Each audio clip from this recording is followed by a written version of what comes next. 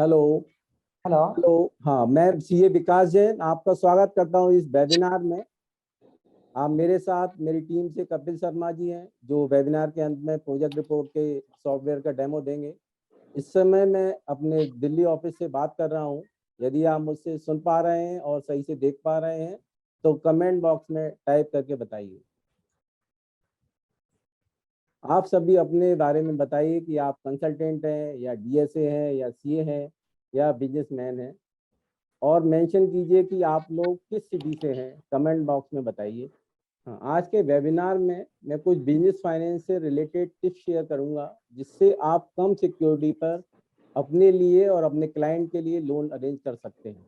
आज के वेबिनार में आपको सिखाऊंगा कि किस तरह से आप सॉफ्टवेयर की मदद से अपने लिए और अपने क्लाइंट के लिए प्रोजेक्ट रिपोर्ट बना सकते हैं। इस सॉफ्टवेयर के माध्यम से आप manufacturing sector, service sector, trading sector, school, college, hospital और होटल सभी तरह की प्रोजेक्ट रिपोर्ट बना सकते हैं। इस सॉफ्टवेयर की मदद से आप 1 लाख से लेकर 500 करोड़ रुपए तक के लोन के लिए प्रोजेक्ट रिपोर्ट बना सकते हैं। यह प्रोजेक्ट रिपोर्ट सभी बैंक में एक्सेप्टेबल होती है। इस रिपोर्ट को सीखने के बाद अपने लिए या अपने क्लाइंट के लिए रिपोर्ट बना सकते हैं। यदि आप यह रिपोर्ट अपने लिए बना रहे हैं तो आप अपने पैसे बचा सकते हैं। यदि आप यह रिपोर्ट अपने क्लाइंट के लिए बना रहे हैं तो अच्छे पैसे कमा सकते हैं। यह रिपोर्ट सभी गवर्नमेंट लोन स्कीम जैसे कि Mudra loan, startup India loan, stand up India loan, CTMSC scheme, prime minister employ generation scheme आदि में काम आती है। देश में 6 करोड़ से ज्यादा MSME है। हर साल लगभग 6 करोड़ MSME को नए लोन के लिए या एग्जिस्टिंग लोन को रिन्यू करने के लिए प्रोजेक्ट रिपोर्ट और CMA डाटा की जरूरत पड़ती है।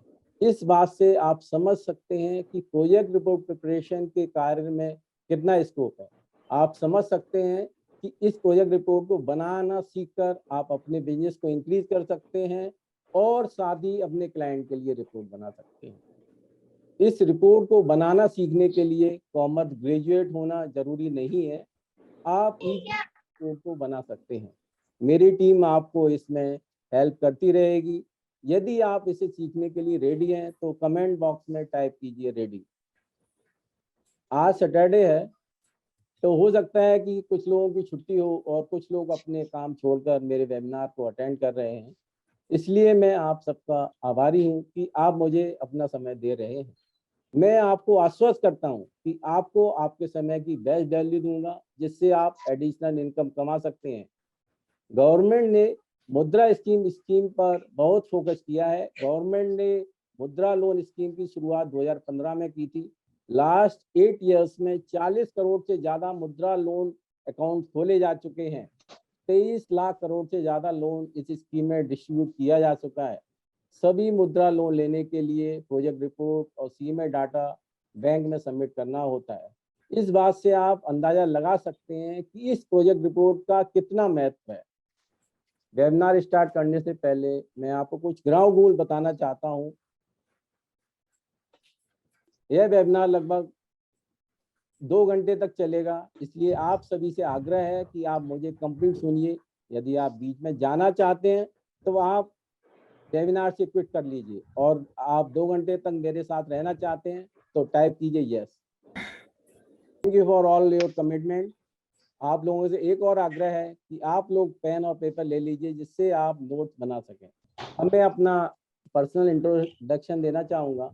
मैंने अपनी स्कूल नवोदय विद्यालय से की। यह सेंट्रल गवर्नमेंट का स्कूल है। मैंने 12th साइंस स्ट्रीम से पास की और स्कूल में टॉप 5 में रहता। उस समय मेरे मन में था कि मुझे इंजीनियर बनना है, लेकिन इंजीनियरिंग IIT, लेकिन स्कूल टाइम में प्रॉपर इंजीनियरिंग कोचिंग ना होने के कारण मैंने IIT का एग्जाम नहीं दिया और अपने रिलेटिव की एडवाइस में एडमिशन ले लिया। मैथ्स में अच्छा होने के कारण ज़्यादा दिक्कत नहीं हुई CA पास करने में। CA कंप्लीट करने में 2 बार फेल हुआ। पहली बार जब फेल हुआ तब बहुत दुख हुआ क्योंकि लाइफ में कभी फेल हुआ ही नहीं था, लेकिन CA के एग्जाम ने मुझे काफ़ी स्ट्रॉन्ग बना दिया। उसके बाद कई इंसिडेंट आए जब लगा कि सब कुछ रुक सा गया है, लेकिन स्ट्रॉन्ग विल पावर की वजह से बढ़ता रहा। मैंने 2002 में CA पास किया और दिल्ली में करियर स्टार्ट किया। दिल्ली मेरे लिए बिल्कुल नई थी, कोई मुझे दिल्ली में नहीं जानता था। फिर 2003 से मैंने डिसाइड किया कि क्लाइंट्स को फंड रेज करने में उनकी मदद की जाए। फिर क्या था, धीरे धीरे ये कारोबार चलता रहा। ऑलमोस्ट सभी बैंक्स, एनबीएफसी और फाइनेंशियल इंस्टीट्यूशन के साथ काम करना शुरू किया। लगभग 10,000 से ज़्यादा एमएसएमईज को लोन अरेंज कराया है। इस 20 साल की जर्नी में कई बार अप और डाउन आए। 2008 में परेशान होकर मैंने नौकरी ज्वाइन करने का मन बनाया, कुछ इंटरव्यू भी दिए, लेकिन 3 से 4 इंटरव्यू देने के बाद मैंने दोबारा डिसाइड किया, नहीं, दोबारा नौकरी करने के बारे में सोचना नहीं है, चाहे जो कुछ भी हो जाए, दूसरा रास्ता है ही नहीं। उस डिसीजन के बाद लाइफ बदलने लगी और मैंने अपना पहला घर 2010 में खरीदा। एमएसएमई को लोन अरेंज करता हूँ तो उसके लिए सही एडवाइस देता हूँ। मुझे लगता है कि एक एमएसएमई को सपोर्ट करके उससे जुड़े हजारों लोगों की फैमिली को मैं इनडायरेक्टली सपोर्ट कर रहा हूँ। एमएसएमई जो बिजनेस करते हैं उससे मुझे लगता है कि मैं देश के लिए इनडायरेक्टली कंट्रीब्यूट कर रहा हूँ। मेरा मिशन है कि मैं एमएसएमई ओनर को बिजनेस फाइनेंस में एजुकेट करूं और 1 लाख फाइनेंस कंसल्टेंट को ट्रेन करूं, जिससे वह 6 करोड़ एमएसएमई को सही फाइनेंशियल सर्विस दे पाएं और सही फाइनेंशियल डिसीजन लेने में मदद कर पाएं। वेबिनार के अंत में मेरी टीम आपको सब्सक्रिप्शन के बारे में बताएगी। इस सब्सक्रिप्शन का आप आज का ऑफर 499 रुपए से लेके 8,500 रुपए तक है। आज मैं प्रोजेक्ट रिपोर्ट सिखाने के साथ साथ बिजनेस फाइनेंस की कुछ टिप्स भी आपको शेयर करूंगा, जिससे यदि आप एमएसएमई ओनर हैं और अपने लिए लोन ले रहे हैं तो बेस्ट लोन प्रोडक्ट को एट कॉम्पिटिटिव प्राइस पर प्राप्त कर पाएंगे। यदि आप फाइनेंशियल कंसल्टेंट हैं तो अपने क्लाइंट के लिए सही लोन प्रोडक्ट और सही बैंक सिलेक्ट कर पाएंगे। सबसे पहले मैं आपको कुछ टिप्स शेयर करूंगा जिससे आप अपने लिए या अपने क्लाइंट के लिए कम सिक्योरिटी पर लोन अरेंज कर सकते हैं, वह भी बहुत कॉम्पिटिटिव इंटरेस्ट रेट पर। यह इसलिए ज़रूरी है कि हमारे देश में प्रतिदिन न्यू स्टार्टअप रजिस्टर्ड हो रहे हैं, लेकिन उनके पास बैंक को मॉर्गेज करने के लिए सिक्योरिटी नहीं होती। इस वजह से स्टार्टअप ओनर और एमएसएमई ओनर अपना बिजनेस ग्रो नहीं कर पाते। इस बात को ध्यान में रखकर गवर्नमेंट ने कई लोन स्कीम को बढ़ावा दिया है। उन्होंने बैंक को क्लियर इंस्ट्रक्शन दिया है कि इस स्कीम में ज़्यादा से ज़्यादा लोन प्रोवाइड करने हैं। एक एक करके मैं इन स्कीम्स का आपको ब्रीफ देता हूँ। सबसे पहली स्कीम है मुद्रा लोन स्कीम। इस स्कीम में मैक्सिमम लोन 25 लाख तक मिल सकता है। इस स्कीम में कोई भी सिक्योरिटी की जरूरत नहीं है। ये काफ़ी पुरानी स्कीम है गवर्नमेंट की। दूसरी स्कीम है prime minister employment generation scheme. इस स्कीम में मैक्सिमम लोन 50 लाख तक मिल सकता है और इसमें कोई सिक्योरिटी की जरूरत नहीं है। इस स्कीम की एक और खास बात है कि लोन अमाउंट 35% तक सब्सिडी मिलती है। इसका hello sir, could you just repeat the last phrase please sir? आपको 17.5 लाख की सब्सिडी देगी। तीसरी स्कीम है स्टैंड अप लोन स्कीम। इस स्कीम के अंतर्गत मैक्सिमम लोन 1 करोड़ तक आपको मिल सकता है। इस स्कीम में SC ST या वुमेन्स ओनरशिप का होना जरूरी है। इसमें मिनिमम 51% स्टेक होना चाहिए। इसमें भी कोई सिक्योरिटी की जरूरत नहीं होती है। चौथी स्कीम है CGTMS स्कीम। ये स्कीम बहुत अच्छी स्कीम है, गवर्नमेंट इस पर काफी फोकस कर रही है। इस स्कीम में पहले लिमिट 2 करोड़ रुपए की थी, जिसमें मैं चौथी स्कीम के बारे में बता रहा था आपको। ये CGTMSE स्कीम है। इसमें पहले 2 करोड़ रुपए तक का लोन गवर्नमेंट देती थी, बैंक को गारंटी मिलती थी, लेकिन अब ये लिमिट को बढ़ा के गवर्नमेंट ने 5 करोड़ कर दिया है, क्योंकि ये काफी पुरानी स्कीम है और आज के माहौल में 2 करोड़ से कोई बिजनेस प्रॉपर हो नहीं पाता है। और इसमें जो गारंटी फीस पहले एमएसएमई ओनर को देनी पड़ती थी वो 2% थी, जिसको गवर्नमेंट ने घटाकर 0.3% तक कर दिया है। मतलब ये डिपेंड करता है बैंक टू बैंक और लोन अमाउंट पे। मतलब ऐसा नहीं कि सभी को 0.37% ही फीस लगेगी। ये डिपेंड करता है लोन अमाउंट की। 50 लाख तक अलग फीस है और 1 करोड़ तक अलग फीस है और 2 करोड़ के ऊपर अलग अलग। ये बैंक की रेटिंग पे भी डिपेंड करता है और क्लाइंट की रेटिंग पे भी डिपेंड। तो ये बहुत अच्छी स्कीम है। इसमें गवर्नमेंट ने काफ़ी फोकस किया है। इवन प्राइवेट बैंक 1-1.5 साल पहले तक इस स्कीम में लोन नहीं करते थे, उन्होंने भी इस स्कीम में लास्ट 1-2 साल से काफ़ी काम किया है और हमने अपनी क्लाइंट के लिए भी काफ़ी फंड इस स्कीम में अरेंज किया। 5वीं स्कीम है स्टार्टअप इंडिया लोन स्कीम। इस स्कीम में मैक्सिमम लोन 10 करोड़ तक मिल सकता है। सिर्फ इसमें यह कंडीशन है कि स्टार्टअप का रेवेन्यू स्टेबल होना चाहिए, मतलब उसमें प्रॉफिटेबल होना चाहिए। वो कुछ बैंकों ने अपनी इसमें इंटरनल गाइडलाइन में कहा है कि मिनिमम 1 ईयर का विंटेज होना चाहिए और उसमें प्रॉफिटेबल होना चाहिए। ऐसा नहीं कि लॉस मेकिंग नहीं होना चाहिए कोई भी ऑर्गेनाइजेशन। अब मैं आपको कुछ एग्जाम्पल के द्वारा यह समझाता हूँ कि कई सही लोन प्रोडक्ट मिक्स करके आप मैक्सिमम लोन प्राप्त कर सकते हैं। उसमें आपको किसी भी सिक्योरिटी की दिक्कत नहीं पड़ेगी। जैसे पहला मैं एग्जांपल देता हूँ कि unsecured discounting facility with the working capital loan. यदि आपने कोई वर्किंग कैपिटल लोन किसी बैंक से ले रखा है और आप ज़्यादा लोन के लिए आपकी ड्राइंग पावर बनती है, लेकिन बैंक आपकी लिमिट इसलिए नहीं बढ़ा रहा है कि आपके पास एडिशनल सिक्योरिटी नहीं है। और यदि आप मान लीजिए कि आपकी जो डेटर्स हैं वो मिनिमम BBB रेटेड कंपनीज हैं, जैसे कि आप किसी को मान लीजिए एयरटेल को सप्लाई करते हैं, आप किसी और अदानी को सप्लाई करते हैं, तो उस तरह की बिल डिस्काउंटिंग की फैसिलिटी एडिशनल आपको मिल सकती है अदर देन वर्किंग कैपिटल।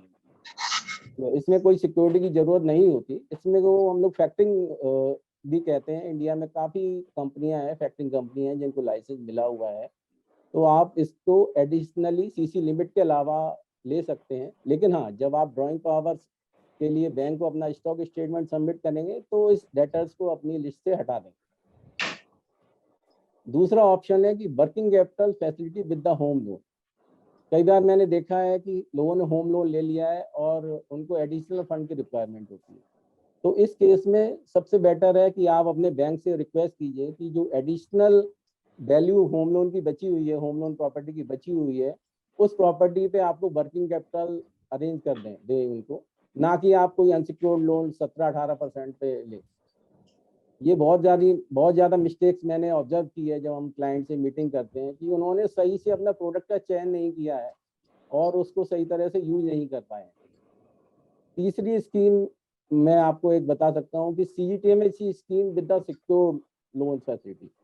आज से कुछ साल पहले CGTMSE स्कीम जब आप लेते थे तो उसमें कोई एडिशनल आप नहीं ले सकते थे, लेकिन गवर्नमेंट ने लास्ट 2 सालों से एक हाइब्रिड स्कीम चालू की है। इसमें क्या है कि अगर आपका बैंक आपको एडिशनल वर्किंग कैपिटल नहीं दे रहा है, क्योंकि वो कहता है कि आपको सिक्योरिटी की हमारे पास नहीं है, आप और एडिशनल सिक्योरिटी लेके आइए, तो इस केस में आप बैंक को कह सकते हैं कि सर आप CGTMSE कवर कर लीजिए और हमें एडिशनल सिक्योरिटी की जरूरत हमारे पास नहीं है, आप एडिशनल वर्किंग कैपिटल दे दीजिए। उदाहरण के तौर पर कि जैसे मान लीजिए कि आपकी वर्किंग कैपिटल 5 करोड़ की चल रही है और आपके पास प्रॉपर्टी की वैल्यू 5 करोड़ रुपए, ठीक है। आप लेकिन आपकी DP बनती है 10 करोड़ रुपए की, जो ठीक है, बैंक आपको लोन देने के लिए एडिशनल तैयार है, लेकिन बैंक कह रहा है कि भाई आप एडिशनल सिक्योरिटी और लेके आइए।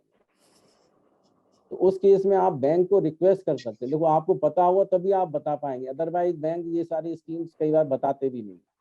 तो आप CGTMSE स्कीम की उनको रिक्वेस्ट कीजिए कि भाई 5 करोड़ आप अपनी प्रॉपर्टी पे कवर ले लीजिए और 5 करोड़ का हमें CGTMSE कवर दे।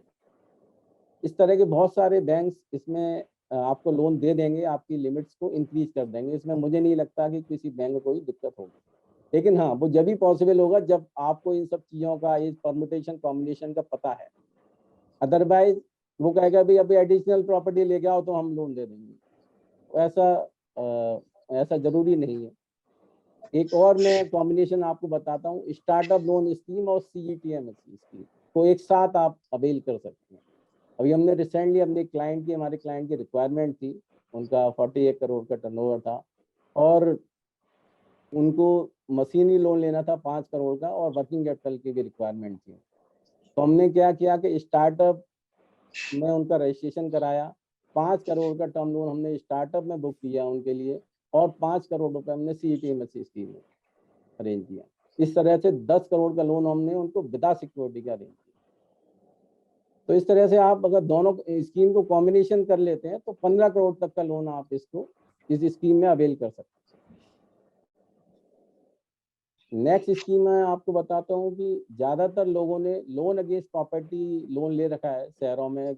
मैंने मैक्सिमम बैलेंस शीटों में देखा है कि लोगों ने लोन अगेंस्ट प्रॉपर्टी पे लोन ले रखा है, और उसमें जैसे नॉर्मली बैंक्स अगर कॉमर्शियल प्रॉपर्टी है तो 50% लोन देते हैं, रेजिडेंशियल प्रॉपर्टी है तो 70-75% तक लोन देते हैं।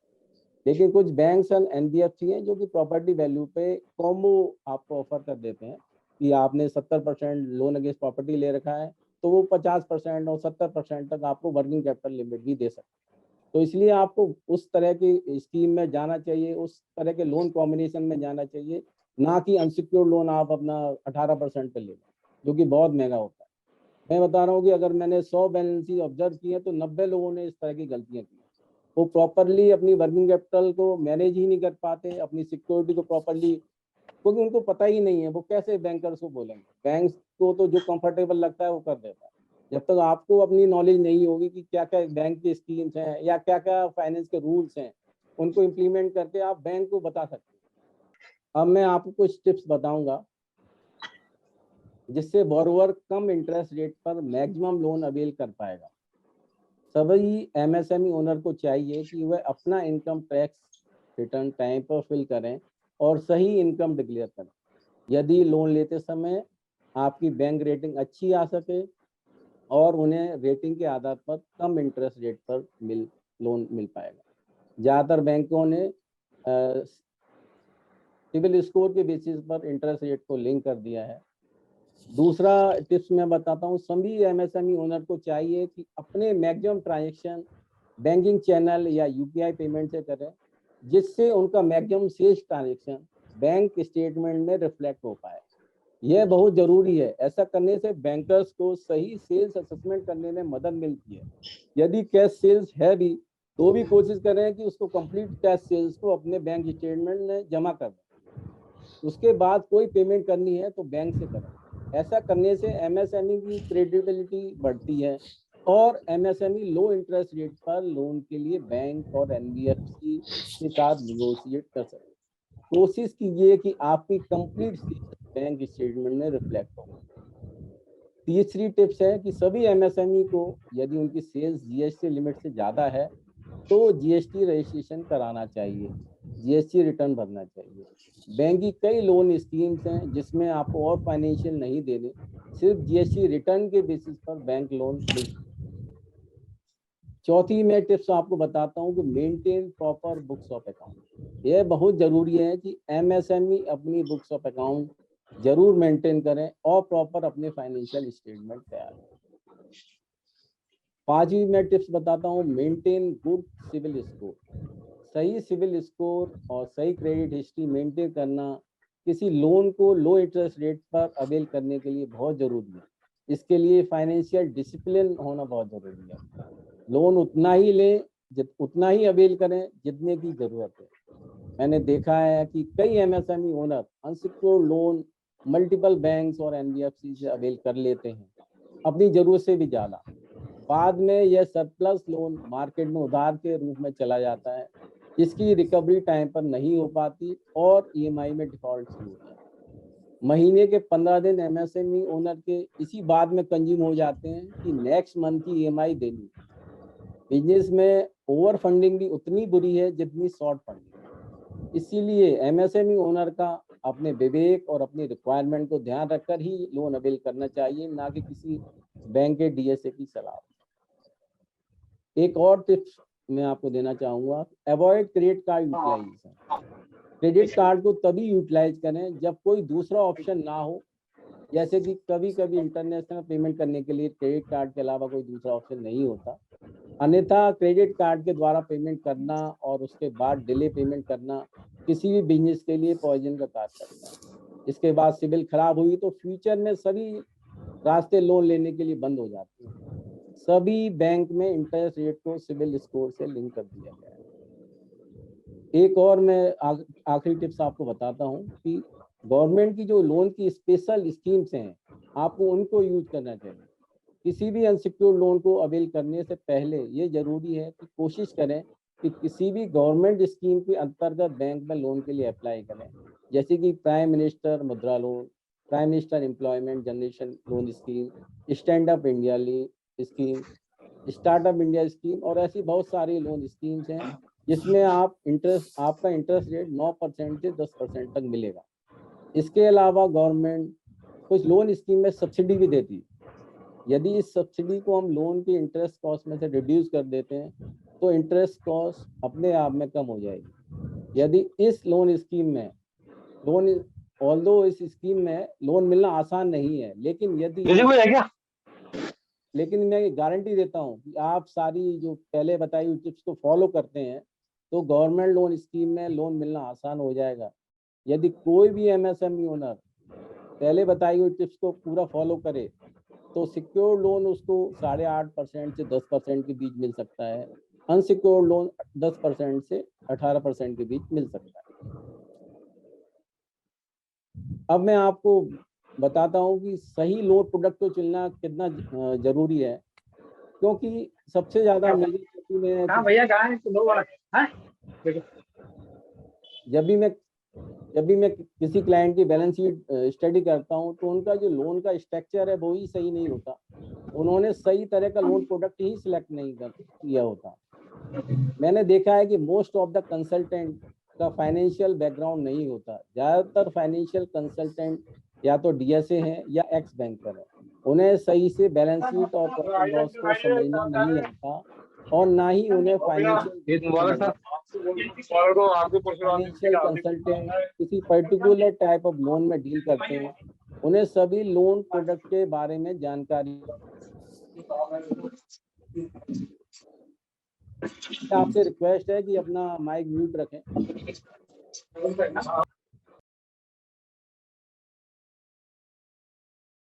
सॉरी। इसलिए सभी कंसल्टेंट्स, जैसे कोई व्यक्ति अगर पर्सनल लोन में डील कर रहा है तो वह उसी कैटेगरी में करता है। क्लाइंट की हर रिक्वायरमेंट को पूरा करने के लिए वह पर्सनल लोन का ही सॉल्यूशन देता है। हाई इंटरेस्ट रेट पर होता है और शॉर्ट टर्म लोन होता है।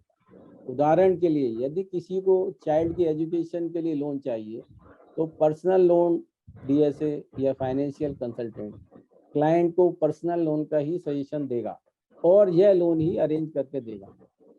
पर्सनल लोन का इंटरेस्ट रेट एजुकेशन लोन से ज़्यादा होता है। पर्सनल लोन का रिपेमेंट पीरियड भी कम होता है। पर्सनल लोन का प्रोसेसिंग फीस भी ज़्यादा होता है। इसके अलावा पर्सनल लोन में कई मोरेटोरियम पीरियड भी नहीं होता। एजुकेशन लोन जिस पेरेंट की सैलरी कम है उसके चाइल्ड की एजुकेशन के लिए दिया जा सकता है और एजुकेशन लोन का इंटरेस्ट रेट कम होता है और इसे चाइल्ड की जॉब लगने के बाद रिकवर किया जा सकता है। इसके अलावा एजुकेशन लोन के इंटरेस्ट रेट को सैलरी इनकम और बिजनेस इनकम में अंडर सेक्शन 80 इनकम टैक्स के अंतर्गत क्लेम किया जा सकता है, जिससे पेरेंट की टैक्स लायबिलिटी और कम हो सकती है और इफेक्टिव इंटरेस्ट कॉस्ट और कम हो जाएगी। यह मैं एक उदाहरण के माध्यम से आपको समझाता हूँ। आपका एक क्लाइंट है जिसकी सैलरी 12 लाख रुपए पर एनम है। वह अपने चाइल्ड को हायर एजुकेशन के लिए यूएसए भेजना चाहता है, जिसके लिए 2 ईयर्स की फीस 50 लाख रुपए है, जो कि 2 ईयर्स में पे करनी है। यदि आप पर्सनल लोन के लिए अप्लाई करते हैं तो यह लोन क्लाइंट को 10.5 से 16% के बीच मिलेगा। इसका मैक्सिमम टर्म 5 साल का होगा और क्लाइंट को maximum loan 25 lakh personal loan ही मिल पाएगा। इस तरह से क्लाइंट अपने चाइल्ड को हायर एजुकेशन के लिए नहीं भेज पाएगा यदि बैलेंस पेमेंट के लिए उसके पास अपनी सेविंग्स नहीं है। तो एजुकेशन लोन का अप्रॉक्सीमेट इंटरेस्ट रेट 10% के आसपास आता है। यदि आपका क्लाइंट 30% टैक्स के स्लैब में है तो एजुकेशन लोन का इफेक्टिव इंटरेस्ट रेट 7% पड़ेगा। इसके पर्सनल लोन की ईएमआई इमीडिएट चालू हो जाती है, जबकि एजुकेशन लोन में पेरेंट इंटरेस्ट और प्रिंसिपल दोनों के लिए मोरेटोरियम क्लेम कर सकते हैं। पर्सनल लोन के लिए मैक्सिमम एलिजिबिलिटी 25 लाख रुपए तक आएगी, लेकिन एजुकेशन लोन में आप 50 लाख तक लोन उस केस में मिल सकता है, जिससे पेरेंट के कैश फ्लो पर नेगेटिव इम्पैक्ट नहीं पड़ेगा और चाइल्ड की जॉब लगने पर पेरेंट और चाइल्ड मिलकर लोन को प्रीपे कर सकते हैं। इस उदाहरण से आप समझ सकते हैं कि सही फाइनेंशियल प्रोडक्ट की समझ होने से, क्लाइंट की सही रिक्वायरमेंट समझने से हम किस तरह से सही मदद कर सकते हैं। क्लाइंट को सही मदद करके आप क्लाइंट को लॉन्ग टर्म तक रिटेन कर सकते हैं। क्लाइंट को गलत फाइनेंशियल डिसीजन लेने से रोक सकते हैं। जब भी बोरोवर लोन लेने जाते हैं तो सबसे बड़ी प्रॉब्लम आती है उसके सिविल रिपोर्ट और सिविल स्कोर। ज्यादातर केस में मैंने ऑब्जर्व किया है कि क्लाइंट ने अपने फ्यूचर कैश फ्लो को ध्यान में नहीं रखा है। ज्यादा लोन मिलने पर उसने उस फंड का मिसयूज किया है। कई बार डीएसए और फाइनेंशियल कंसल्टेंट ने गलत लोन प्रोडक्ट क्लाइंट को बेचा है और अपने अच्छे कमीशन। ओवर फंडिंग उतनी बुरी है जितनी अंडर फंडिंग। इसलिए डीएसए और फाइनेंशियल कंसल्टेंट को चाहिए कि क्लाइंट को सही लोन प्रोडक्ट का सजेशन दें और क्लाइंट को डिसिप्लिन में रखें। अपनी अच्छी फीस के लिए क्लाइंट को ओवर फंडिंग नहीं कराए, मल्टीपल बैंक से फंडिंग नहीं कराए, क्योंकि यदि क्लाइंट की सिविल खराब हुई और टाइमली रिपेमेंट नहीं हुआ तो क्लाइंट परमानेंटली लोन के लिए एलिजिबल नहीं रहेगा। आपका क्लाइंट परमानेंटली खत्म हो जाएगा। इसलिए मेरा सुझाव है कि क्लाइंट को सही सलाह दीजिए, सही लोन प्रोडक्ट दीजिए, मल्टीपल लोन फंडिंग नहीं दीजिए। एक बार मुर्गी को मारकर सभी अंडे निकालने से अच्छा है कि क्लाइंट को टाइम टू टाइम सही सलाह दीजिए, जिससे क्लाइंट आपके साथ लंबे समय तक रहेगा। अगली बार अपनी रिक्वायरमेंट के लिए आपको ही याद करें। अब मैं एक एग्जाम्पल के माध्यम से और आपको बताता हूँ कि किस तरह से सही लोन प्रोडक्ट को सिलेक्ट करके आप अपने या अपने क्लाइंट की इंटरेस्ट कॉस्ट को कम कर सकते हैं। कुछ समय पहले मैं एक क्लाइंट से मुलाकात हुई। उन्हें एक प्लांट खरीदा जिसकी कॉस्ट 30 करोड़ रुपए की थी और उस पर वो ड्यूटी 28% की थी। इस तरह से टोटल प्लांट की कॉस्ट 38 करोड़ 40 लाख रुपए की थी। क्लाइंट ने लोन अगेंस्ट प्रॉपर्टी एक एमएनसी बैंक के साथ सैंक्शन करा रखा था मशीन खरीदने के लिए। जब मेरी उनसे मुलाकात हुई तो मैंने कंप्लीट केस को स्टडी किया और मैंने उन्हें सजेशन दिया कि आप लोन अगेंस्ट प्रॉपर्टी की जगह मशीन लोन के लिए अप्लाई कीजिए। मैंने क्लाइंट से पूछा कि आप अपना प्रोडक्ट को एक्सपोर्ट कर सकते हैं। वह बोले हाँ कर सकता हूँ। मैंने फिर उन्हें सुझाव दिया कि आप इसके लिए डीजीएफटी से एक्सपोर्ट लाइसेंस अप्लाई करें जिससे इंपोर्ट ड्यूटी नहीं लगे। इसके साथ मैंने उनको सुझाव दिया कि यह लोन हम फॉरेन करेंसी में प्राप्त करते हैं जिससे हमारी इंटरेस्ट कॉस्ट 4% पर आ जाए। यह लोन हमने 7 साल के लिए फॉरेन करेंसी में अवेल किया, वो भी सिर्फ 4% इंटरेस्ट रेट पर। इस तरह से 20 करोड़ का फॉरेन करेंसी टर्म लोन हमने अरेंज किया जिसपे हमने 7 साल में 5% इंटरेस्ट रेट की सेविंग की और जिसका अमाउंट लगभग 5 करोड़ के आसपास बनता है। इसके अलावा हमने 8 करोड़ 40 लाख रुपए की इंपोर्ट ड्यूटी की सेविंग की। इस तरह से हमने टोटल 13 करोड़ 40 लाख रुपए की सेविंग की। इस बात से आप समझ सकते हैं कि सही लोन प्रोडक्ट को सिलेक्ट करके आप किस तरह से इंटरेस्ट कॉस्ट की सेविंग कर सकते हैं और बिजनेस के कैश फ्लो को मैनेज कर सकते हैं और किसी भी बिजनेस को वायबल बना सकते हैं। इस सही एडवाइस का परिणाम यह हुआ कि आपका क्लाइंट कि आज ये क्लाइंट मेरे साथ है। मैंने रिसेंटली इस क्लाइंट को 90 करोड़ का लोन न्यू प्रोजेक्ट के लिए अरेंज करके दिया। तो ये सब आपके साथ भी हो सकता है यदि आप लोग सही क्लाइंट को सही एडवाइस। अब मैं एक और एग्जाम्पल से आपको समझाना चाहता हूँ कि एक गलत डिसीजन से, एक गलत लोन प्रोडक्ट बताकर कि आप किस तरह से आपका बिजनेस बंद हो सकता है। यह एक रियल स्टोरी है। मेरा क्लाइंट मैन्युफैक्चरिंग ऑफ डिस्क के बिजनेस में था। उसको एक कॉर्पोरेट से डिस्क बनाने का कॉन्ट्रैक्ट लंबे समय के लिए मिला। इसके लिए उसे 8 करोड़ की मशीनरी इन्वेस्ट करनी थी। उन्होंने मुझे अप्रोच किया कि 6 करोड़ का मशीन लोन आप अरेंज करवा दीजिए। मैंने उनका प्रपोजल तैयार किया और सिडबी में उनकी एप्लीकेशन फॉरवर्ड कर दी और 1 महीने में मैंने सिडबी से 6 करोड़ का लोन अरेंज कर दिया। लेकिन उसमें कंडीशन ये थी, क्लाइंट को पॉल्यूशन सर्टिफिकेट वाइट कैटेगरी का सबमिट करना था, जो कि किसी भी फैक्ट्री को चलाने के लिए जरूरी होता।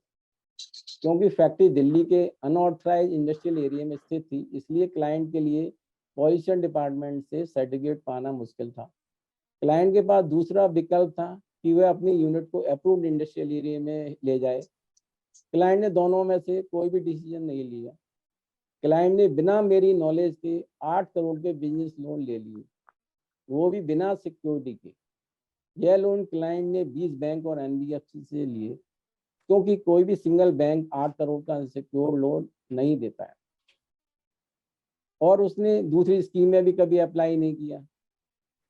इन सभी बैंकों का इंटरेस्ट रेट 18% के पास आसपास था, और क्लाइंट को मंथली 27 लाख रुपए पर मंथ की ईएमआई देनी थी। इन सभी लोन्स का मैक्सिमम टेन्योर 36 मंथ का था। क्लाइंट ने इन 8 करोड़ के अनसिक्योर्ड लोन से 8 करोड़ की प्लांट एंड मशीनरी इंस्टॉल कर ली और काम स्टार्ट। अब क्लाइंट को हर महीने 27 लाख रुपए की ईएमआई देनी थी। जब कोई भी एमएसएमई किसी कॉर्पोरेट के साथ कार्य करता है तो कॉर्पोरेट उसको लिमिटेड प्रॉफिट मार्जिन ही देते हैं, लेकिन हाँ, कॉर्पोरेट के साथ काम करने से आपके पास फायदा ये होता है कि वर्क कंसिस्टेंटली रहता है, लॉन्ग टर्म के लिए रहता है, और पेमेंट की कोई दिक्कत नहीं आती। क्लाइंट 6 महीने तक ईएमआई देता रहा। क्लाइंट के पास अपना कुछ रिजर्व फंड था। पूरे महीने क्लाइंट का ध्यान इस बात पर रहता था कि नेक्स्ट मंथ की ईएमआई कहाँ से दी जाएगी। क्लाइंट का ध्यान प्रोडक्शन और मार्केटिंग से हटकर इस बात पर रहने लगा कि ईएमआई अगले महीने की कहाँ से दी जाएगी। 1 वर्ष के बाद क्लाइंट की ईएमआई बाउंस होने लगी और बैंक और एनबीएफसी के फोन आने लगे लोन रिकवरी के लिए। क्वालिटी भी गिरने लगी और रिजेक्शन बहुत आने लगे गुड्स में। ज़्यादा रिजेक्शन के कारण क्या हुआ कि कॉर्पोरेट ने क्लाइंट का कॉन्ट्रैक्ट कैंसिल कर दिया और क्लाइंट को नए ऑर्डर देना। उस क्लाइंट का कैश फ्लो बिल्कुल रुक गया, क्लाइंट का बिजनेस ऑलमोस्ट बंद हो गया और उसके ऊपर 5 करोड़ का लोन बचा हुआ। बैंक और एनबीएफसी से रोज फोन आते थे रिकवरी। एक दिन क्लाइंट अपना बिजनेस छोड़कर चला गया, उसका पूरा बिजनेस बंद हो गया। इस केस स्टडी के माध्यम से मैं आपको बताना चाहता हूं कि क्लाइंट ने क्या क्या गलती की। नंबर 1, ना ही क्लाइंट ने और ना ही डीएसए ने प्रॉपर कैश फ्लो का असेसमेंट किया कि कितना कैश फ्लो बिजनेस से जनरेट होगा और कितना ईएमआई उसको पे करनी होगी। क्लाइंट ने 36 मंथ के लिए हायर इंटरेस्ट रेट पर लोन ले लिया, जिसका रिपेमेंट 36 मंथ में करना मुश्किल था। क्लाइंट अगर मशीन लोन लेता किसी भी अदर एनबीएफसी से या किसी और दूसरे बैंक से, तो क्लाइंट गवर्नमेंट के मशीन की सब्सिडी स्कीम का फायदा ले सकता था। मशीन कॉस्ट की 25% तक कैपिटल सब्सिडी का फायदा ले सकता था, जिससे उसकी इनिशियल कॉस्ट काफ़ी कम आ जाती। क्लाइंट का प्रोजेक्ट वायबल होगा। आज के कंपटीशन में बिजनेस के लिए हर एक रुपए को बचाना महत्वपूर्ण है, तभी आप बिजनेस में बने रह सकते। एक गलत डिसीजन लेने से आपका बिजनेस खत्म हो सकता है। मोस्ट ऑफ द डीएसए और फाइनेंशियल कंसल्टेंट वह लोन प्रोडक्ट बेचते हैं या क्लाइंट को सजेस्ट करते हैं जिनमें उन्हें ज़्यादा कमीशन मिलता है। मोस्ट ऑफ द डीएसए और फाइनेंशियल कंसल्टेंट क्लाइंट की नीड को सही से समझते नहीं हैं और ना ही सही लोन प्रोडक्ट सजेस्ट करते हैं। इसकी 2 वजह हैं। नंबर 1, फाइनेंशियल कंसल्टेंट को लोन के सभी लोन प्रोडक्ट की जानकारी ही नहीं होती। वह वही प्रोडक्ट सेल कर देते हैं जिस लोन प्रोडक्ट में वह डील करते हैं। यदि financial consultant unsecured business loan में डील करता है तो वह क्लाइंट की हर रिक्वायरमेंट को पूरा करने के लिए अनसिक्योर्ड बिजनेस लोन ही अरेंज करके देगा, चाहे यह लोन क्लाइंट के लिए सुटेबल हो या नहीं। दूसरा रीजन है कि यदि फाइनेंशियल कंसल्टेंट अपने कमीशन को सबसे ऊपर रखते हैं, वह क्लाइंट के रिक्वायरमेंट को नहीं समझते हैं, वह शॉर्टकट रूट फॉलो करते हैं। Most of the financial consultant finance के फंडामेंटल्स को नहीं समझते, क्योंकि उन्होंने कभी भी फाइनेंस का एकेडमिक कोर्स किया ही नहीं होता, जिससे वह सही से क्लाइंट के रिक्वायरमेंट, उसके कैश फ्लो, गवर्नमेंट पॉलिसी आदि को समझ पाए। वह कॉस्ट बेनिफिट एनालिसिस नहीं कर पाते। 99 फाइनेंशियल कंसल्टेंट का बैकग्राउंड फाइनेंस की एजुकेशन से नहीं है, या तो उनका बैकग्राउंड मार्केटिंग का है या वह एक्स बैंक। फंडामेंटली उन्हें फाइनेंस के बेसिक कंसेप्ट का आइडिया ही नहीं है और यहाँ पे बहुत गैप। तो मेरी राय यह है कि सभी डीएसए और फाइनेंशियल कंसल्टेंट को कि क्लाइंट को सबसे ऊपर रखें और अपने कमीशन को सबसे बाहर। ज़्यादातर सीए अपने क्लाइंट के लिए टैक्स मैटर में बिजी रहते हैं और वैसे उनको बैंक की पॉलिसी का भी इतना आइडिया नहीं होता, और मैक्सिमम एमएसएमई अपने सीए से फाइनेंशियल मैटर पर डिस्कस नहीं करते। वह साल के आखिरी में ही अपने सीए के पास जाते हैं जब उन्हें अपना ऑडिट और रिटर्न फाइल करनी होती है। ज़्यादातर एमएसएमई ओनर का बैकग्राउंड मार्केटिंग का होता है या वो टेक्निकल होते हैं। वह भी फाइनेंस के फंडामेंटल्स को नहीं समझते, ना ही वो अपने सीए के पास जाते हैं। वह सभी कार्य खुद करना चाहते हैं छोटी सी फीस बचाने के लिए। ज़्यादातर ज़्यादा नुकसान करते हैं। वो अपनी फाइनेंशियल प्लानिंग पर कभी ध्यान नहीं देते। हमारे जितने भी एमएसएमई एंटरप्रेन्योर्स हैं वह सभी खुद कार्य करना चाहते हैं, चाहे वह मार्केटिंग का हो या सेल्स का हो या फाइनेंस का हो या फिर प्रोडक्शन का।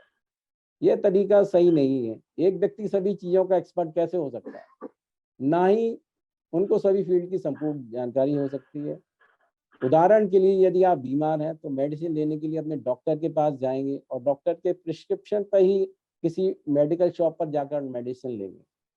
हमारे एमएसएमई एंटरप्रेन्योर यह गलती करते हैं, वह अपने को सभी फील्ड का एक्सपर्ट समझते हैं, एक्सपर्ट की राय नहीं लेते, बिना कंप्लीट इंफॉर्मेशन के वर्किंग डिसीजन ले लेते हैं। ज़्यादातर ओनर का बैकग्राउंड टेक्निकल या मार्केटिंग का होता है। उन्हें सही फाइनेंशियल प्रोडक्ट की जानकारी नहीं होती। इवन उन्हें पता ही नहीं होता कि किस तरह के फाइनेंशियल प्रोडक्ट मार्केट में अवेलेबल है। वह वही फाइनेंशियल प्रोडक्ट ले लेते हैं जो उन्हें उनका बैंकर या फाइनेंशियल कंसल्टेंट या डीएसए बता देता है। क्लाइंट को वही लोन प्रोडक्ट बेच देते हैं जिसमें उन्हें ज़्यादा कमीशन मिलता है, या फिर उनके पास वही सिंगल लोन प्रोडक्ट उपलब्ध होता है। इन सभी बातों को ध्यान पर रखकर मैंने 80 से ज़्यादा लोन प्रोडक्ट का financesaver.com पर एक्सप्लेन किया है, जिससे आप सही लोन प्रोडक्ट की जानकारी ले सकते हैं। इसीलिए मेरी राय है कि कोई भी लोन प्रोडक्ट को सिलेक्ट करने के लिए ओनर खुद या फाइनेंशियल कंसल्टेंट के साथ मिलकर सभी फैक्टर को कंसीडर करके कोई भी फाइनेंशियल डिसीजन लें। किसी भी फाइनेंशियल कंसल्टेंट या ओनर का central government subsidy policies, state government subsidy policies, income tax provision, GST provision और सभी बैंक की डिफरेंट स्कीम को ध्यान में रखकर ही सही लोन प्रोडक्ट का चयन करना चाहिए और सही बैंक का चयन करना चाहिए और उसको अपने बिजनेस में इम्प्लीमेंट करना चाहिए। अब मैं सॉफ्टवेयर के डेमो के लिए कपिल जी को बुलाता हूँ। स्क्रीन जैसा कि आप देख पा रहे होंगे, ये प्रोजेक्ट रिपोर्ट का पार्ट है। यहाँ आपको कंपनी की डिटेल्स वगैरह सब डालनी होती है। लाइक हमने डाला हुआ है XYZ इंडस्ट्रीज, प्रोपराइटर क्या उसका कॉन्स्टिट्यूशन है, एमएसएमई में रजिस्टर्ड है या नहीं है। अगर रजिस्टर्ड है तो उसका नंबर, बाकी सारी ये डिटेल्स हो गई। डेट ऑफ रजिस्ट्रेशन है, डेट ऑफ इनकॉर्पोरेशन है, आरओसी नंबर है, ये एड्रेस है। जब आप इसको सेव करेंगे डाटा आपका ऑटोमेटिक यहाँ पर सेव हो जाएगा, कंपनी आपकी जनरेट हो जाएगी। उसके बाद ये नेक्स्ट आपको इसमें डाटा सिर्फ और सिर्फ पुटअप करते रहना है। प्रपोजल फॉर टर्म लोन क्या है, लैक्स में सारा फॉर्मेट लैक फॉर्मेट है, लैक फॉर्मेट में ही आपको इसमें सारा डालना है। वर्किंग कैपिटल कितना है वो आपको इसमें डालना है।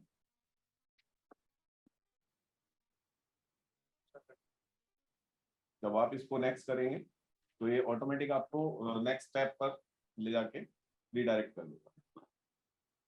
ग्रुप प्रोफाइल में आपको यहाँ पर इसमें सारा ग्रुप प्रोफाइल डालना होता है। इसके लिए एक इंस्ट्रक्शंस लाइन यहाँ पर आपको सब जगह मिलेगी।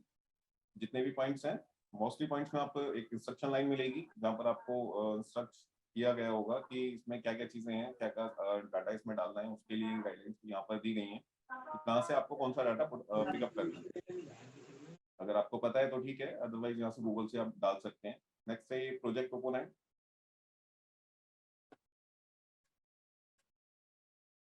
यहाँ पर प्रमोटर्स की डिटेल, डायरेक्टर्स हैं कंपनी के जो ऑनर हैं, उनकी डिटेल्स यहाँ पर डालनी होती है। प्रपोज शेयर होल्डिंग, इसमें बेसिकली आपको डिटेल्स पुट अप करनी है, एसोसिएट कंसर्न, सारे ऑप्शंस हैं इधर।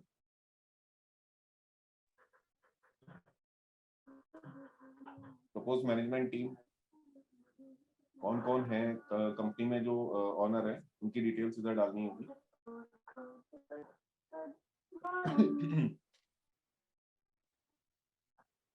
ये आपको उसका ब्रीफ देना है आपके प्रोजेक्ट का, importance of the country and the region. ये सब एक इंस्ट्रक्शन लाइन सर, इसमें आपको सब जगह ऊपर मिलेगी। नीड ऑफ प्रोजेक्ट, नहीं ये आपको इसमें डिटेल्स डालते जाएंगे, सेव करते जाएंगे, ऑटोमेटिकली आपको नेक्स्ट उस पर लेकर के जाएगा। अब ये यहाँ पर मैंने सेव किया, ये automatic details of raw material पर लेके जाएगा कि रॉ मटेरियल की क्या क्या डिटेल्स है। जहाँ पर हम डालेंगे लास्ट में इसको सेव करेंगे, ऑटोमेटिक इसमें सेव हो जाएगा। ट्रांसपोर्टेशन,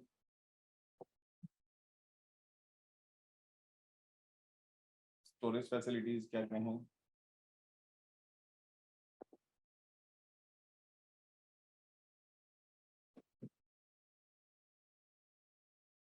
एयर एमिशंस क्या क्या हैं, noise pollution,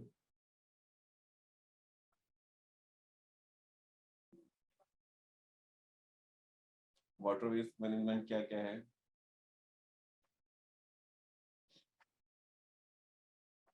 PTP plant details इसमें डालनी होंगी आपको, सॉलिड वेस्ट मैनेजमेंट क्या है। इंस्ट्रक्शंस यहाँ पर ये ध्यान रखिएगा, इंस्ट्रक्शन यहाँ पर दिए गए हैं, अगर आपको कुछ नहीं समझ आ रहा है या आपको नहीं कि क्या डालना है उसमें नहीं डालना है, ठीक है, तो इंस्ट्रक्शन से आप एक आइडिया ले सकते हैं।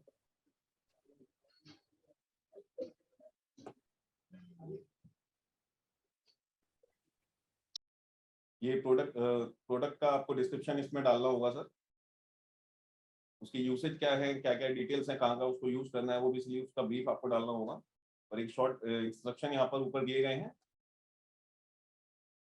उसकी प्रोजेक्ट की लोकेशन क्या है, आपकी प्रोजेक्ट का साइट मैप क्या है, list of major industries, existing site photographs, आप यहाँ से चूज करके फाइल अपलोड कर सकते हैं, अगर आप चाहते हैं तो उसको डिलीट भी कर सकते हैं। कंटिन्यू करेंगे, ये आपको नेक्स्ट ऑटोमेटिक नेक्स्ट पर रिडायरेक्ट करेगा।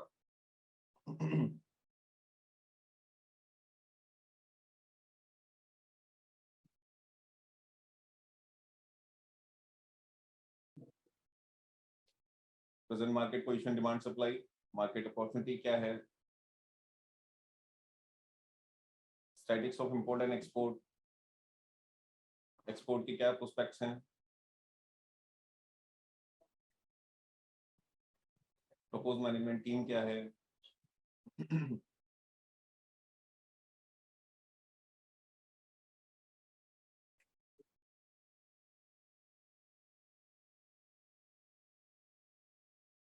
अभी इसमें आपसे पूछा जाता है सर मार्केट के सर्वे के बारे में, मार्केटिंग की क्या स्ट्रेटेजी है, कंप्लीट एनालिसिस क्या है, अदर प्रेजेंट कंपटीटर क्या है।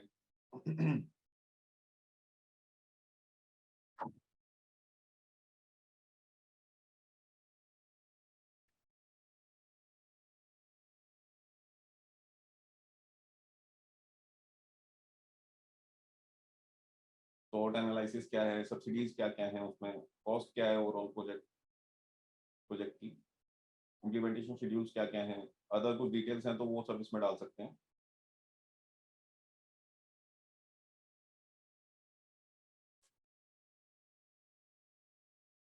इसमें एक प्लस पॉइंट ये है सर कि अगर आपको लगता है कि कुछ चीजें आपके उस पर एप्लीकेबल नहीं है तो आप उसको ऑन और ऑफ कर सकते हैं। यहाँ से अगर आपको लगता है कि आपको अदर डिटेल्स आप नहीं डालना चाहते, आप इसको ऑफ कर दीजिए, ये आपको उसको आएगा नहीं है पेज में, रिपोर्ट में।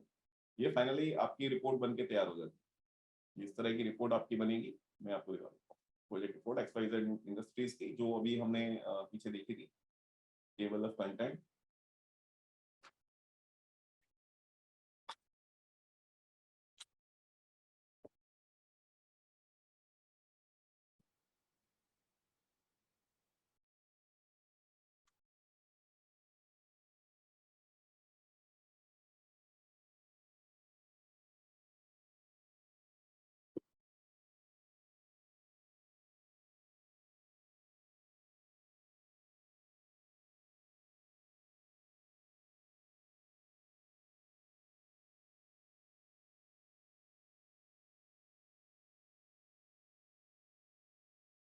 बेसिकली जो सारी डिटेल्स हमने वहां पर फिलअप की थी वो एयर एमिशंस और noise pollution, water waste management, ETP plant, solid waste management, applicable permission, जो डिटेल्स हमने वहां फिल की थी वही डिटेल्स इसमें आई है।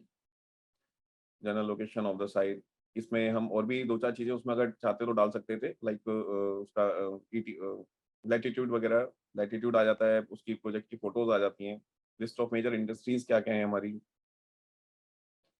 क्या इंडस्ट्री है उनकी, एग्जिस्टिंग साइट के फोटोग्राफ्स आ गए, present making position, demand supply आ गई, मार्केट की मार्केटिंग स्ट्रेटेजी है,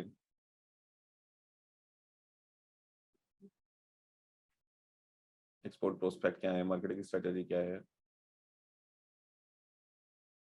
land and building, plant and machinery, miscellaneous risk assess भी इसमें आ जाते हैं, man power requirement, material, power, water, inspection and quality control,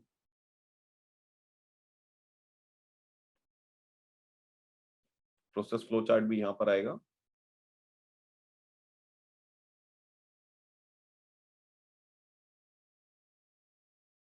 SWOT analysis,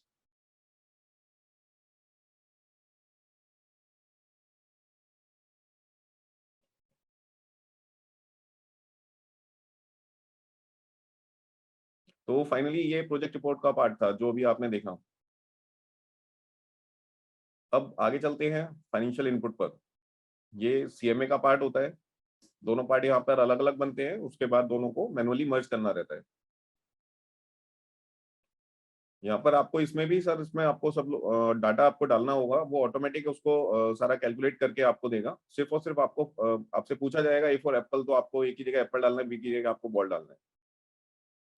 polo T shirt का है ये। यहाँ पर भी आपको डाटा डालने के बाद में आप जैसे क्रिएट न्यू करेंगे, डाटा डालते जाएंगे, नेक्स्ट करेंगे, वो ऑटोमेटिक उसको सेव करके आपको नेक्स्ट स्टेप पर रीडायरेक्ट कर देगा। Sales site install capacity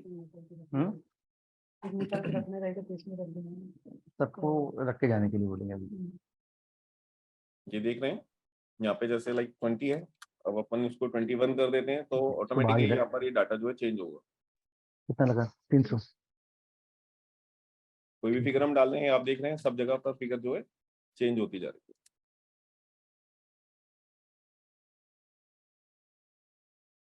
raw material cost, overall install capacity क्या है वो आपको इसमें डालनी होगी। Consumable spare, overall install capacity क्या है वो डालोगे आप। पावर एंड फ्यूल एक्सपेंसेस कितने हैं, फैक्ट्री सैलरीज एंड वेजेस कितने हैं, परसेंटेज फ्रेंच कितनी है, अदर एक्सपेंसेस कितने हैं, इंस्टॉल कैपेसिटी क्या है, अपफ्रंट फी और टर्म लोन कितना है, वो आपको इसमें डालना होगा। आप कोई भी फिगर डालेंगे वो हेलो। उसको ऑटोमेटिक सारा कैलकुलेट करके आपको देगा, आपको उसमें कैलकुलेट करने की। हाँ हाँ बोलो हाँ बोलो नवनाथ।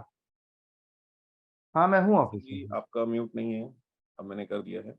ओके, और कॉस्ट ऑफ लैंड क्या है, साइट डेवलपमेंट कितना है, buildings, cost of plant and machinery कितना है।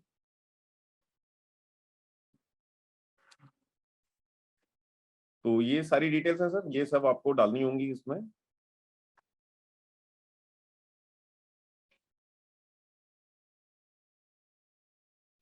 ये assumptions,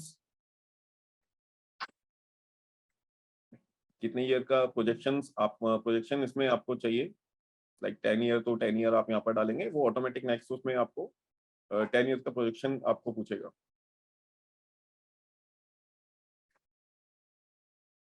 प्रोडक्शन कैपेसिटी यूटिलाइजेशन, ये सेल्स टोटल इनकम है। यहाँ पर भी आपको सारा इसमें डाटा, ये आपने वहाँ पे पीछे 10 ईयर्स का डाला था प्रोजेक्शन, तो इसलिए 10 ईयर्स का पूछ रहा है। 24, 25, 26, 32, 33। और ये कॉस्ट ऑफ प्रोजेक्शन है।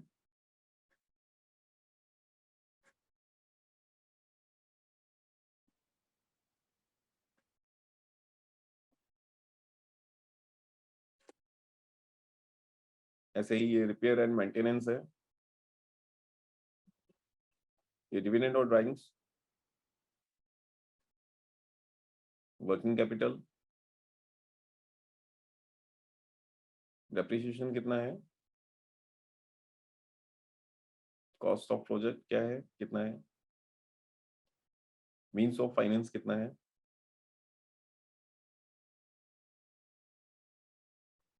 टर्म लोन कितना है,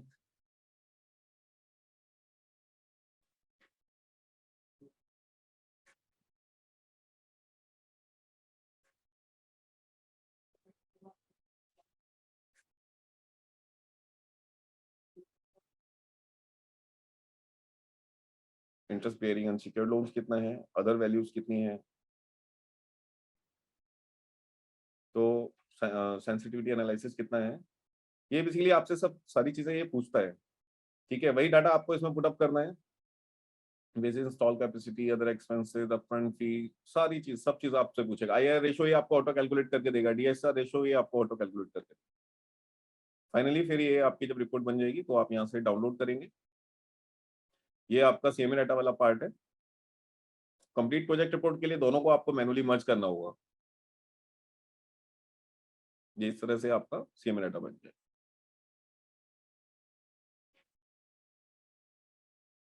तो ये आपका बेसिकली इसमें ग्राफ सारी चीज सब आपको ऑटोमेटिक करके देगा ये आपको। बस आपको दोनों को सीएमए डाटा और प्रोजेक्ट रिपोर्ट दोनों को जो है मर्ज करना है लास्ट में manually. Although no, it's not like that. You can change multiple times. You can add.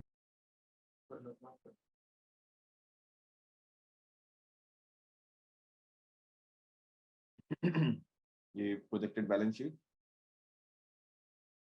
जो जो डाटा आप लोगों ने वहां पीछे फिल करेंगे वही चीजें आपको यहाँ पर मिल जाएंगी। आईएआर रेशो, डीएससीआर रेशो, ये सारी चीजें सब आपको ऑटो कैलकुलेट करके ये देगा।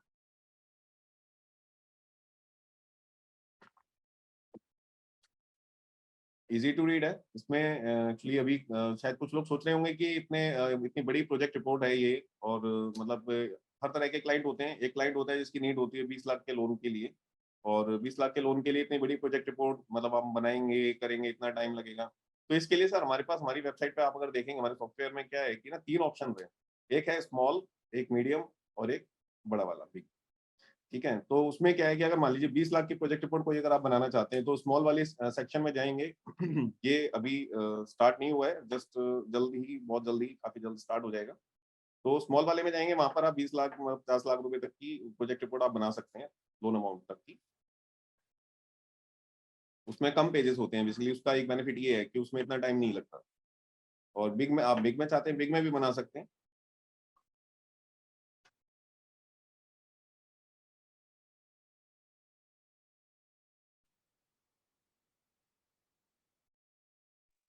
अच्छा, मेरा एक डाउट है, मैं पूछ सकता हूँ क्या?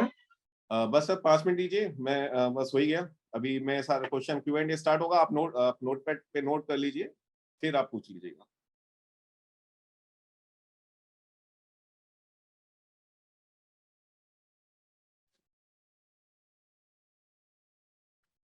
ठीक है सर, तो ये मैंने आपको दिखाया।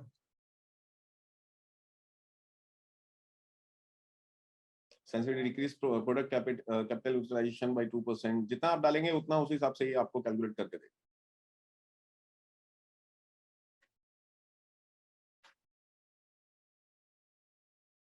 तो ये फाइनली सर मैंने आपको दिखाया सीएमए का part, IR ratio, DSCR ratio, NPV, post tax, सब चीजें आपको सब ऑटोमेटिक है। अब मैं इसके आगे आपको दिखाता हूँ।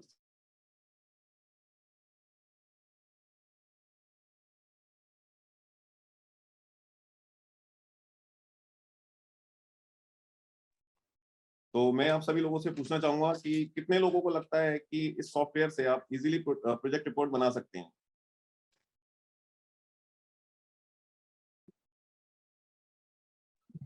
थोड़ा ट्रेनिंग लगेगा सर। कितने लोगों को लगता है कि सॉफ्टवेयर से प्रोजेक्ट रिपोर्ट बनाकर अपनी इनकम को बढ़ा सकते हैं, और कितने लोगों को लगता है कि यह सॉफ्टवेयर आपके लिए यूजफुल है। यूजफुल है, ये सॉफ्टवेयर यूजफुल है। यदि आपका जवाब हाँ है तो मैं सॉफ्टवेयर के सब्सक्रिप्शन के बारे में आपको कुछ जानकारी देना चाहूंगा, अगर आप लोग परमिशन दे तो। ओके, हाँ। और बाकी के लोग Yes, sir. Yes, sir. जी जी जी Yes, sir. तो आगे बढ़ते हैं। स्क्रीन विजिबल है अभी, आप लोग सब देख पा रहे हैं? हाँ, Yes, sir. yes, sir. खाली आप लोगों के ऑफिस के स्टाफ भी कमेंट कर रहा है या और?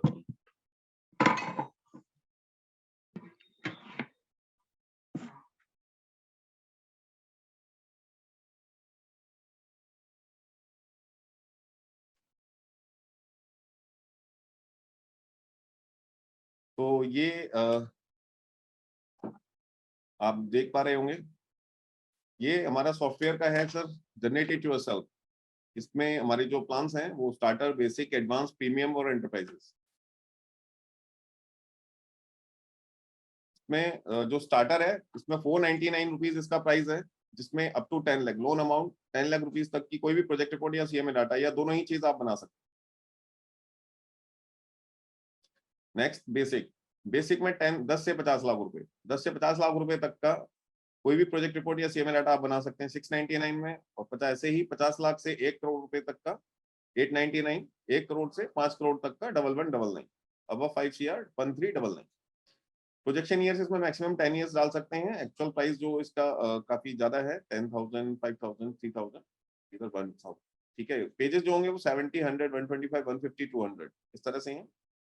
ठीक है सर, लोन अमाउंट मैंने आपको बता दिया। डिटेल रिपोर्ट होती है ये, अनलिमिटेड एडिट्स एंड डाउनलोड होते हैं 365 डेज तक। हमारे सभी प्रोडक्ट्स की वैलिडिटी जो है वो 365 डेज है। ऐसे ही नेक्स्ट में चलते हैं। ये है बल्क डील। ये जो अभी आपने देखा सर, ये सिंगल है, इसमें सिर्फ और सिर्फ एक रिपोर्ट आपको मिलती है।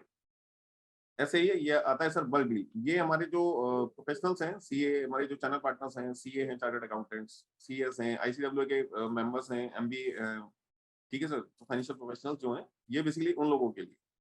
इसमें अनलिमिटेड एडिट्स मिलेंगे, प्रोजेक्ट रिपोर्ट मिलेंगी आपको 100 पेजेस की, और projection year 10, number of reports मिलेंगी आपको 10, वैलिडिटी मिलेगी इसमें आपको 1 ईयर वैलिडिटी सभी में। ठीक है, एक्चुअल प्राइस है इसका 6,999।